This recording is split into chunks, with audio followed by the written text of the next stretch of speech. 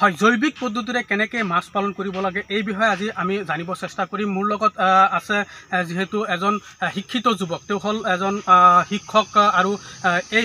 মীন পালনৰ বিষয়ে কেইবা ঠাইৰ পৰা তেখেতে আচলতে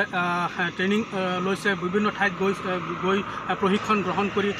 তেখেত আহিছে ইয়াত নিজৰ ঠাইত আহিছে আৰু নিজৰ ঠাইত আহি তেখেতে বিভিন্ন প্ৰক্ৰিয়াৰে জৈৱিক পদ্ধতিৰে মাছ পালন কৰিছে। যেনেকৈ ধৰক মেটেকা পচাই মেটেকাক মাছৰ খাদ্য হিচাপে ব্যৱহাৰ কৰিছে, আনহাতে খলিহৈ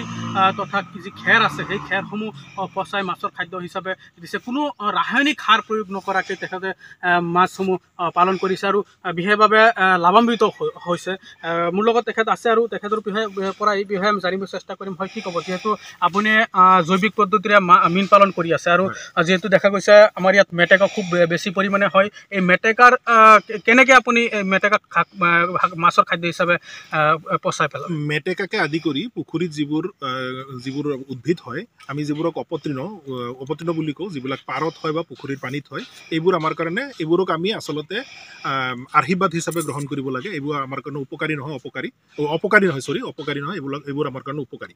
যদিহে আমি এইবোৰক এটা ছিষ্টেমেটিক পদ্ধতি মতে ইহঁতক কাটি আনি যদি দম বনাই থৈ দিলে 5 দিন পিছৰ পৰাই ইহঁতৰ যিবিলাক হেৰি আছে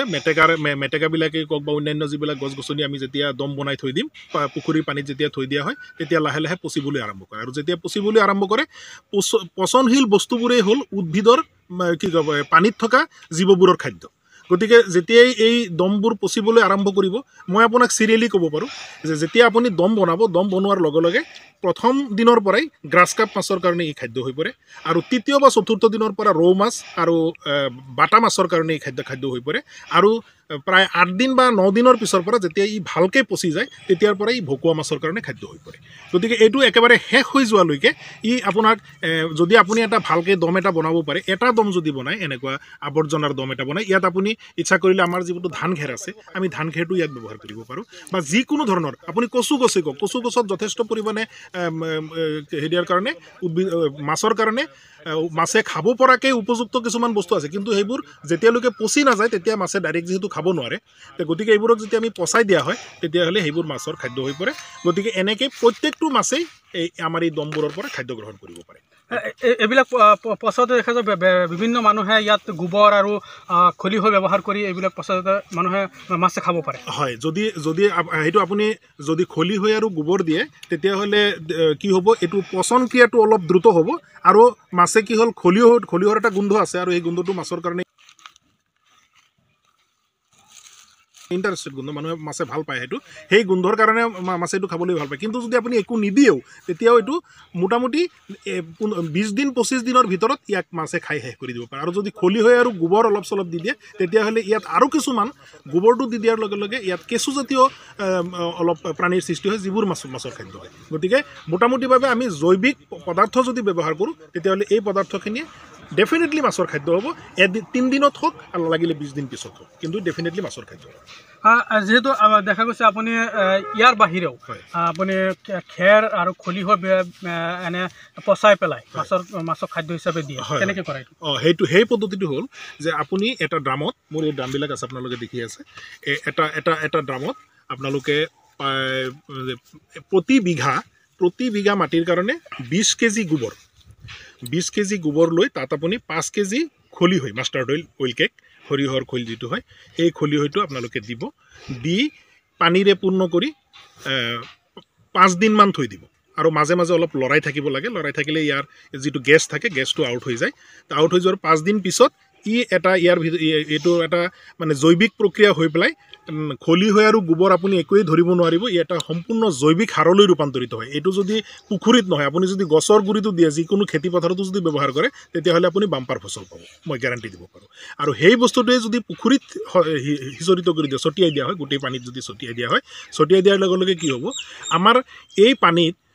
ফাইটোপ্লাংটন অৰ্থাৎ উদ্ভিদ কণা বুলি সৰু সৰু হেলুৱৈ জাতীয় কিছুমান উদ্ভিদ থাকে সেই উদ্ভিদবোৰে কি কৰে এই যিটো মই জৈৱিক সাৰৰ কথা ক'লোঁ এই জৈৱিক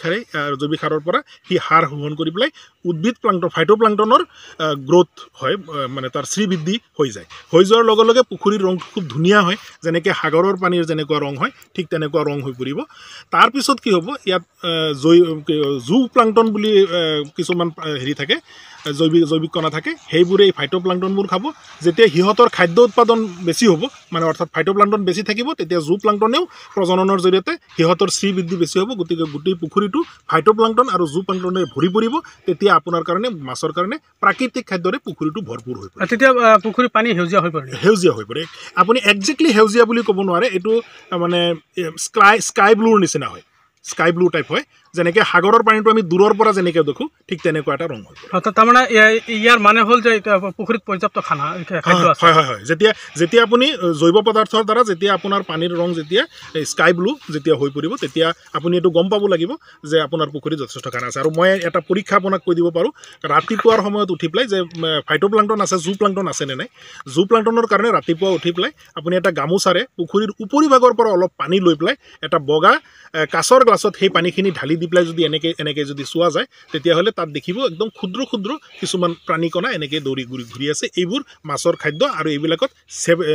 68ৰ পৰা 80%লৈকে প্ৰটিন থাকে গতিকে আমি বজাৰৰ পৰা 40% প্ৰটিন কিনিবৰ কাৰণে 50 টকা কেজিত দিবলগীয়া হৈছে কিন্তু গোটেই পুখুৰীটো যদি আপুনি জু প্লাংটনেৰে ভৰাই দিব পাৰে তেতিয়াহ'লে আপুনি 68ৰ পৰা 80%লৈকে প্ৰটিন আপুনি ফ্ৰীতে পাই আছে হয় ধন্যবাদ আপোনাক আচলতে আপোনালোকে শুনিলে যিহেতু এখেতে জৈৱিক পদ্ধতিৰে মীন পালন কৰিছে আৰু কেনেকৈ কৰিব লাগে তেখেতে আমাক শৰাফুদ্দিনে আমাক সম্পূৰ্ণ কৈছে গতিকে আমি ক'ব পাৰোঁ যে কোনো ৰাসায়নিক সাৰ প্ৰয়োগ নকৰাকৈ মাছৰ বৃদ্ধি হয় আৰু সেই মাছ আপোনালোকে বজাৰত বিক্ৰী কৰিব পাৰে তাত কোনো ক্ষতিকাৰক যিহেতু কোনো পদাৰ্থ মাছত নাথাকে আৰু সেই মাছ খালে মানুহৰ কোনো ক্ষতি নহয় আৰু এই ক্ষেত্ৰত আমি শৰাফুদ্দিনক ধন্যবাদ জ্ঞাপন কৰিব লাগিব তেখেতে বিভিন্ন ঠাইৰ পৰা আচলতে প্ৰশিক্ষণ গ্ৰহণ কৰি আহিছে আৰু আহি ইয়াতে মাছ উৎপাদন কৰিছে জুৰিয়া ডিংবৰী চাপৰি গাঁৱত আৰু তেওঁ আচলতে ক'ব গ'লে এই মাছৰ দ্বাৰাই নিৰ্ভৰশীল হৈছে স্বনিৰ্ভৰশীল হৈছে তেখেত যিহেতু এজন শিক্ষিত যুৱক আৰু তেখেতে শিক্ষকতা কৰাৰ মাজতো সময় ওলাই তেখেতে এই যি আছে ফিচাৰী আছে ফিচাৰীসমূহ আচলতে এই মীন পালনত কামত নিজকে ব্যস্ত ৰাখিছে